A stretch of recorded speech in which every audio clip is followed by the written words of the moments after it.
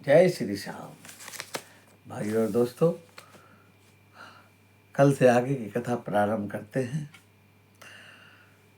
राम और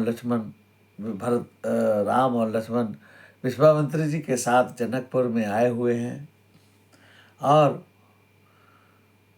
जनक जी के बाग में फूल लेने के लिए गए हुए हैं।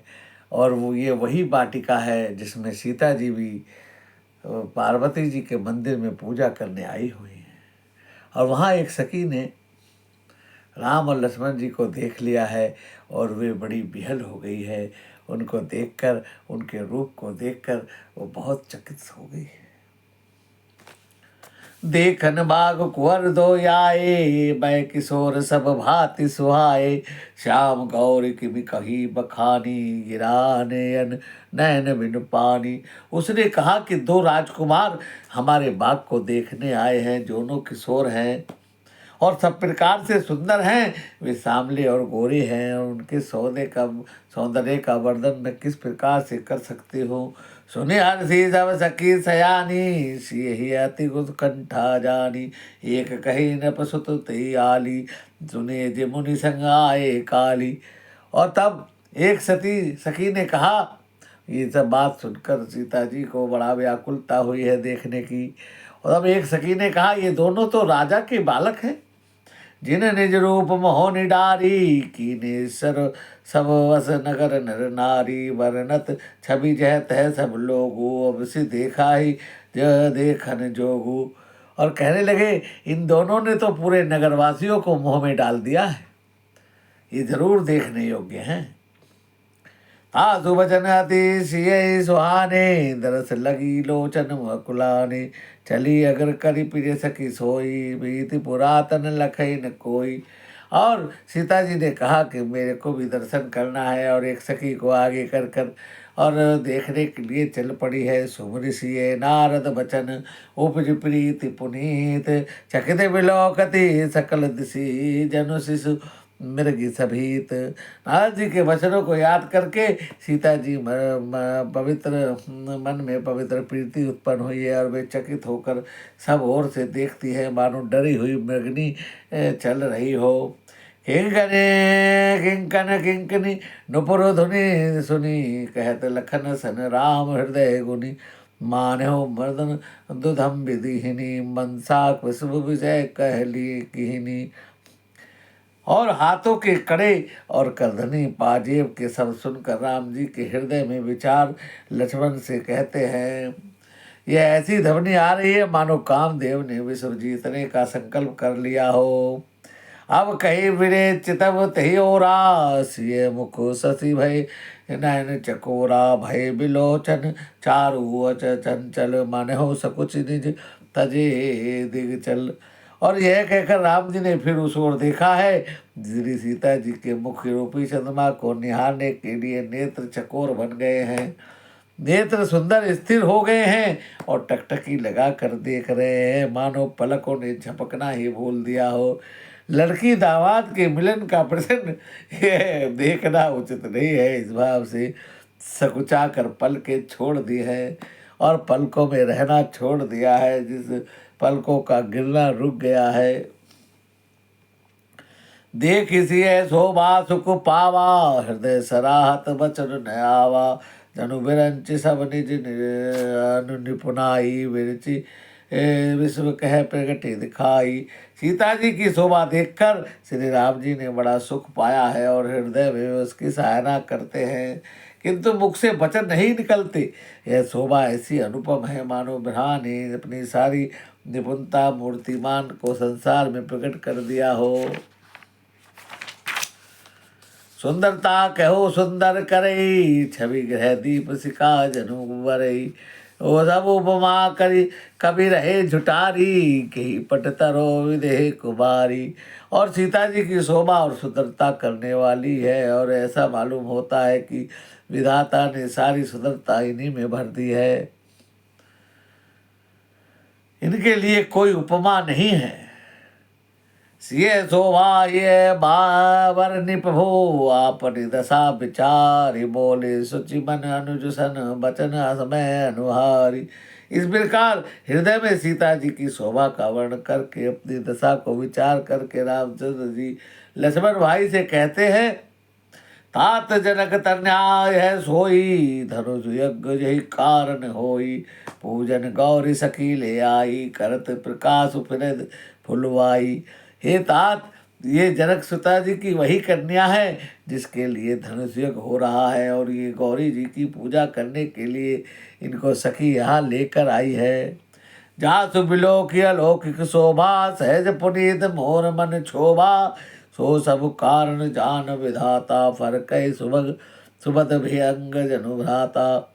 और जिस अलौकिक सुंदरता को देखकर स्वभाव से ही पवित्र मेरा मन शुद्ध हो गया है और वह सब कारण, उसका कारण तो विधाता ही जाने। किंतु भाई सुनो, मेरे मंगलदायक दाहिने अंग फड़क रहे। रघुवंश कर सहज स्वभाव मन कुपत पगु धरई न काऊ। मोहियत सह प्रीति थी मन केरी जही सपने पर नार नहेरी। रघुवंशियों का यह सहज स्वभाव है कि उनका मन कभी कुमार्ग पर नहीं जाता।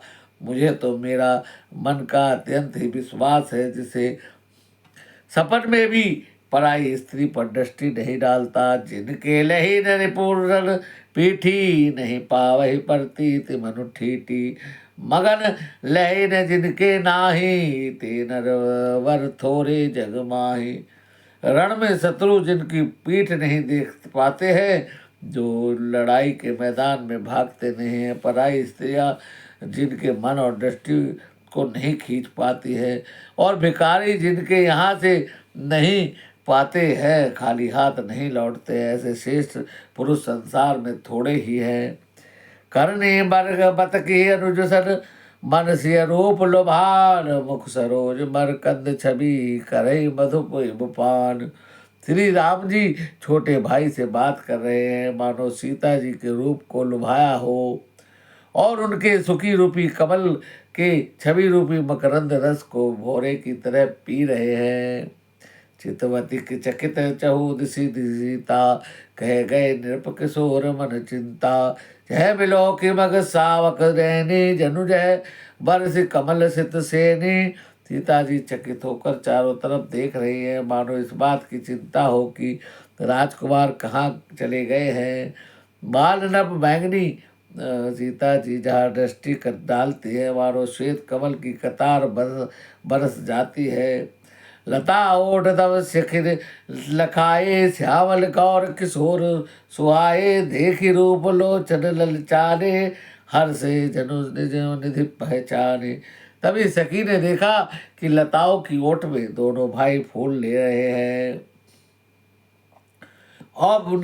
तब उनके नेत्र ललचा उठे हैं, मानो उन्होंने वो खजाना पा लिया हो। थके नयन रघुपति छवि देखे पल कहूँ परिहरि निमेष।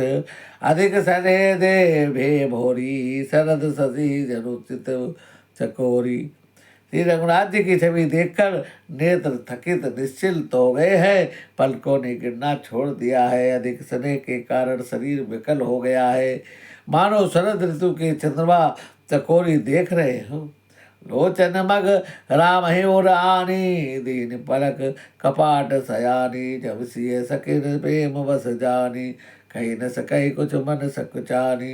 नेत्रों के रास्ते श्री राम जी को हृदय में लाकर चतुर शिरोमणि जानकी जी ने पलकों के किवाड़ लगा लिए हैं, अर्थात उनका दर्शन करके नेत्र को मूंद लिया है और मूंद कर ध्यान करने लगी है। तब सकीन सीता को प्रेम वश जानकर और मन में सकुचा गई है, कुछ कह नहीं सकी है। लता भवन ते प्रकट भेत ही अवसर तो भाई। निकसे जनु जुग विमल विधु जलद पटल विल गाय। सियावर राम जय जय। उसी समय दोनों भाई लता मंडप में से प्रकट हुए, मानो दो निर्मल चंद्रमा बादलों के पर्द हट जाने से निकल आए हो। शोभा शिव सुभग दो वीरा, नील पीठ जल जाव शरीरा। मोर पंख सिर सोहत नीके, गुछ बिच बिज कुसुम कली के। दोनों भाई सुंदर शोभा पाते हैं, उनके शरीर की आभा नीले और पीले कमल की सी है। सिर पर सुंदर मोर पंख सुशोभित है और उसी के बीच में फूलों की कलियों के गुच्छे लगे हैं। भाल तिलक सब बिंदु सुहाए, सवन सुभग भूषण छवि छाए। बिकट बिकट कछ घुर बरवारे, नव सरोज लोचन रतनारी। माथे पर तिलक और पसीने की बूंदें शोभायमान है। कानों में सुंदर भूषण की छवि है। टेढ़ी भौं है और घुंघराले बाल है। नैन लाल कमल के समान रतनारे नेत्र लाल है। चारु चिमुख नासिका कपोला, हाथ बिलास लेत मन मोला। मुख छवि कहे न जाई, मोहि पाही जो बिलोक बहु काम लजाई। थोड़ी नाक गले बहुत सुंदर है और हंसी की शोभा मन की मोह लिया है। छवि तो मुझसे कही नहीं जाती, जिसे देखकर कामदेव लजा जाते हैं। उर्मनिमाल कंबू कलिगिरिवा, काम कलब कर भुज बल सीवा। सुमन समेत बाम कर दोना, सावर कुंवर सखी सुटिलोना। वह स्थल पर मणियों की माला है और शंख के समान सुंदर गला है। कामदेव के हाथ के बच्चे की सूंड के समान है और भुजाएं बल की बलशाली है और दोनों हाथ। हे सखी सामरा कुंवर तो बहुत ही सलोना है। के हरि कटिपट पीठ धर, सुषमाशील निधान। देखी भानुकुल भूषणी बिसरा सखी अपान। हे सिंह की सी पतली कमर वाले पीताम्बर धारण किए हुए शोभा और शील के भंडार हैं। सूर्य कुल के भूषण श्री रामचंद्र जी को देखकर सखिया अपने आप को भूल गई हैं। भाई और दोस्तों, आज की कथा को यही विराम देते हैं। जानकी जी ने सुंदर राम जी का दर्शन किया है और राम जी ने सुंदर जानकी जी का दर्शन किया है और विधाता ने इन दोनों को मिलाया है। जय श्री राम। आगे की कथा कल करेंगे। भगवान राम सबका मंगल करे, इसी कामना के साथ आज की वीडियो को विराम देते हैं। जय हो।